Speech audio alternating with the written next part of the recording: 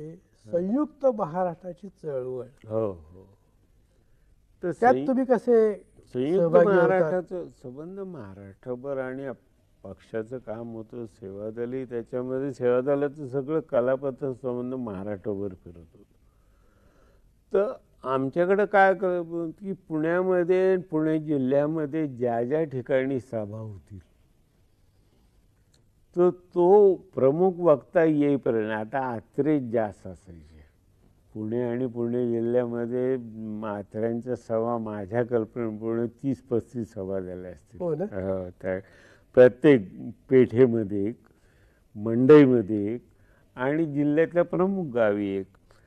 तर ते येईपर्यंत जमलेल्या लोकांना काहीतरी थोपून धरण्यासाठी म्हणून सेवादलाच्या कलापथकाने मग गाणी पोवाडे असं करत राहायचं. ते आले की आम्हाला हाकलून द्यायचे, चला आता बाहेर, आत्रे आलेत.